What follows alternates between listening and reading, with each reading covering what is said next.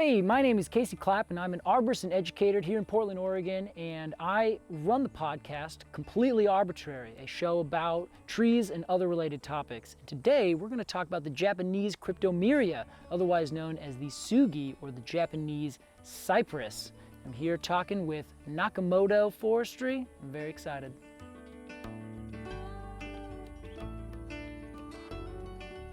This tree behind us right here is the Japanese cryptomeria. Other common names include Japanese cedar, which the Japanese term sugi is the term for cedar in that language. But if you say cryptomeria, everybody will know exactly the correct tree. Not to mention sugi generally would be a broad term. It's a kind of tree rather than a very specific tree. So generally speaking, a lot of the common names that we use in the United States are all westernized names. Where in, say, Italy, there is the Italian cypress. We called that one the cypress. That's its OG name. And then when explorers went out and found other species of trees in other different places, they would say, oh, I've never seen this kind of tree before. It looks a lot like the cypresses of old. We're gonna call this the cypress of Japan, the Japanese cypress. Then when you look into it botanically speaking, this cone is way different than the cone of any other cypress, true cypresses, so to speak.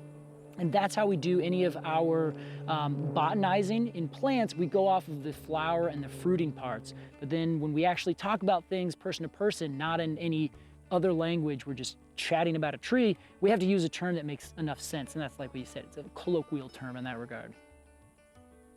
But the big thing about these trees is that they have this really beautiful bark. It stays very shallow, it's kind of fibrous and brown. There's a little gray lichen on it that gives it a little tone and some color to it.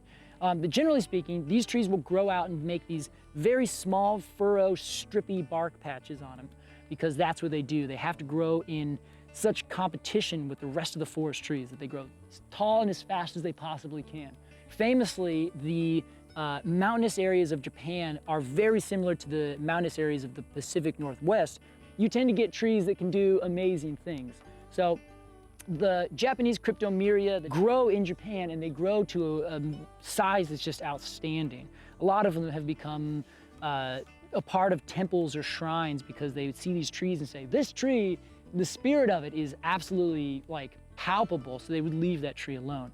And it's really an honorable system because they kind of say this tree has a spirit of its own, we're not going to cut it down because the tree is itself an honorable thing. As a tree grows, you have the outer section is bark. That's what we all see, that's what we see right here. Once you go to the inner bark, that's the cambium layer. The cambium layer is alive, it's moving things up and down, and it is where there's the most physiological action happening. Inside of that is the sapwood, which is moving water up and down. They're living cells.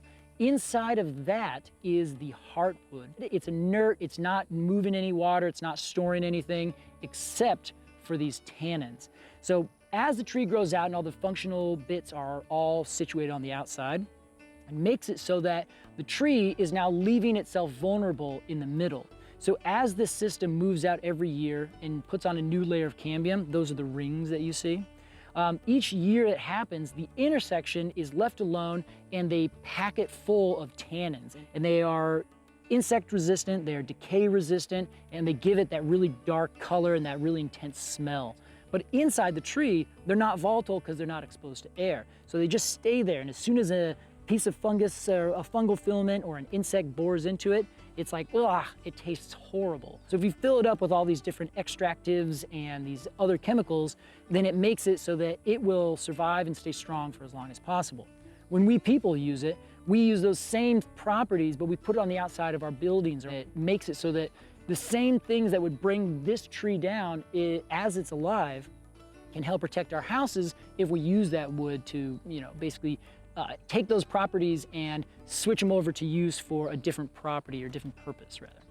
So trees, or rather wood, is made of three main compounds. The first one is cellulose. The next bit is called lignin. So if you add the compression strength of the lignin with the tensile strength of the cellulose, then you have a really strong, sturdy thing that can move like this and bend and sway in the wind, but it can also take a whole bunch of pressure pushing down, because hemicellulose is the stuff that goes horizontally between all of those cells. So it keeps all those things packed and held together. But it also has a certain amount of flexibility. So if you get rid of the cellulose and you get rid of the hemicellulose, that gets rid of the stuff that is the most delicious to different decay organisms. Lignin is really not delicious. So if you burn off the cellulose and the hemicellulose, then you end up leaving it with this really strong, decay-resistant, compression-based material. And that material, you can just leave it there and everything will say, oh, that doesn't taste good. And so then you have essentially an inert piece of wood, but on the outside is a cladding. It's a great protective piece of material.